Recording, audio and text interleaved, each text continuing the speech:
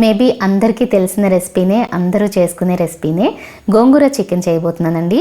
పుల్ల పుల్లగా, కారం కారంగా, మసాలా ఫ్లేవర్స్తో చాలా బాగుంటుంది కదా. వైట్ రైస్తో అయినా, ఫ్లేవర్డ్ రైస్తో అయినా, చపాతీ, పుల్కా లాంటి వాటిల్లోకైనా సరే సూపర్బ్ కాంబినేషన్ ఇది. మరి నా స్టైల్లో నేను ఎలా చేస్తానో చూపిస్తాను, చూసేయండి.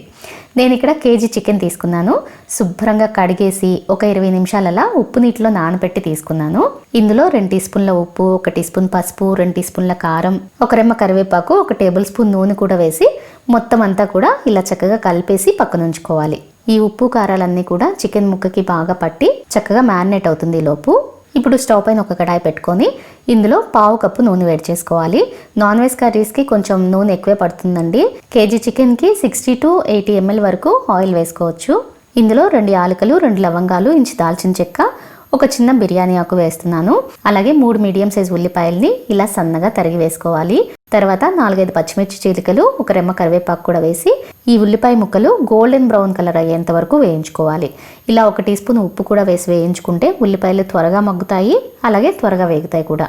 చూడండి, ఉల్లిపాయ ముక్కలు ఇలా చక్కగా బ్రౌన్ కలర్కి మారిన తర్వాత ఇప్పుడు ఇందులో అప్పటికప్పుడు ఫ్రెష్గా నూరినటువంటి అల్లం వెల్లుల్లి ముద్ద ఒక 2 టీ స్పూన్లు వేసుకొని ఈ అల్లం వెల్లుల్లి ముద్దలోని పచ్చివాసన అంతా పోయేంత వరకు మరొక నిమిషం పాటు వేయించుకోవాలి.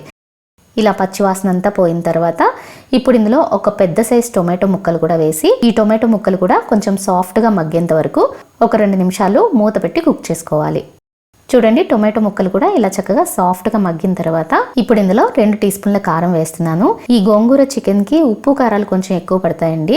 గోంగూర పులుపు ఉంటుంది కాబట్టి ఉప్పు కారం ఈ 2 కూడా కొంచెం ఎక్కువ వేసుకోవాలన్నమాట. 1/2 టీ స్పూన్ జీలకర్ర పొడి, 2 టీ స్పూన్ల ధనియాల పొడి, 1 టీ స్పూన్ గరం మసాలా కూడా వేసి ఈ మసాలాల్లోని పచ్చివాసన అంతా పోయేంత వరకు మరొక 2 నిమిషాల పాటు బాగా వేయించుకోవాలి. చూడండి, మసాలాల్లోని పచ్చివాసన అంతా పోయేంత వరకు ఇలా బాగా వేయించేసుకొని ఇప్పుడు ఇందులో మ్యారినేట్ చేసి పెట్టుకున్న చికెన్ వేసేస్తున్నాను. అడుగు నుంచి మొత్తం అంతా కూడా ఇలా బాగా కలిపేసి మూత పెడితే చికెన్లోంచి నీరు వస్తుంది. తర్వాత మూత తీసి ఆ నీరంతా ఎగిరిపోయి చికెన్లోని పచ్చివాసన అంతా పోయేంత వరకు బాగా ఫ్రై చేసేసుకోవాలి. ఈలోపు పక్కన ఒక చిన్న కడాయి పెట్టుకొని ఇందులో 2 టేబుల్ స్పూన్ల నూనె వేడి చేస్తున్నాను. నూనె వేడెక్కిన తర్వాత ఇందులో 2 పెద్ద కట్టల నుంచి తీసిన గోంగూర వేస్తున్నానండి. ఇలా గోంగూర అంతా పెట్టేసి 1 నిమిషం పాటు అలా మూత పెడితే గోంగూరలోంచి నీరు వస్తుంది అనమాట. ఆ నీటితోనే గోంగూర అనేది సాఫ్ట్గా మగ్గిపోతుంది. ఇంకా సపరేట్గా నీళ్ళేం పోయిన అవసరం లేదు. మధ్య మధ్యలో మూత తీసి ఇలా అడుగు నుంచి కలుపుతూ ఉంటే గోంగూర అంతా కూడా ఇలా చక్కగా సాఫ్ట్గా కుక్ అయిపోతుంది. సో మూత పెట్టి ఫ్లేమ్ని సిమ్మర్లో పెట్టేస్తున్నాను. మరో పక్కన చికెన్లోంచి కూడా ఇలా చక్కగా నీరు వచ్చి ఉడుకుతూ ఉంటుంది. ఇప్పుడు ఇంకా మూత తీసేసి ఈ నీరంతా ఎగిరిపోయి చికెన్లోని పచ్చివాసన అంతా పోయేంత వరకు బాగా ఫ్రై చేసేసుకోవాలి. చూడండి, చికెన్ అంతా కూడా ఇలా బాగా ఫ్రై అయిపోయిన తర్వాత ఇప్పుడు ఇందులో నీళ్లు పోసి చికెన్ని 70 to 80% వరకు ఉడికించేసుకోవాలి. ముందే గోంగూర వేసేస్తే ఆ పులుపుకి చికెన్ ఇంకా ఉడకదండి. సో గోంగూర వేయక ముందే చికెన్ని 70 to 80% వరకు ఉడికించేసుకోవాలన్నమాట. సో నీళ్లు పోసి మొత్తం అంతా కూడా ఇలా బాగా కలిపేసి మూత పెట్టి మీడియం ఫ్లేమ్ మీద చక్కగా 80% వరకు ఉడికించేసుకోవాలి. మరో పక్కన గోంగూర కూడా చక్కగా సాఫ్ట్గా మగ్గిపోయింది. ఇప్పుడు ఒక పప్పు గుత్తి కానీ ఇలాంటి ఒక మ్యాషర్ కానీ తీసుకొని ఈ గోంగూరని మెత్తగా పేస్ట్ చేసేసుకోవాలి. అంటే ఆకులా లేకుండా మెత్తగా పేస్ట్ చేసేసుకోవాలన్నమాట. అప్పుడే ఈ గోంగూర పేస్ట్ అనేది చికెన్ ముక్కకి, కర్రీకి బాగా పట్టి ఫ్లేవర్ అండ్ టేస్ట్ కూడా బాగుంటుంది. సో ఇలా మెత్తగా పేస్ట్లా చేసేసుకొని ఈ పేస్ట్ని 80% వరకు ఉడికించేసుకున్న చికెన్ కర్రీలో వేసేసుకోవాలి. ఇలా పేస్ట్ అంతా కూడా వేసేసిన తర్వాత అడుగు నుంచి మొత్తం అంతా కూడా ఇలా బాగా కలిపేసి మూత పెట్టి గోంగూరలోని ఫ్లేవర్స్ అన్నీ కూడా చికెన్ ముక్కకి, కర్రీకి బాగా పట్టే వరకు ఒక 10-15 నిమిషాల వరకు మీడియం ఫ్లేమ్ మీదే కుక్ చేసుకోవాలి.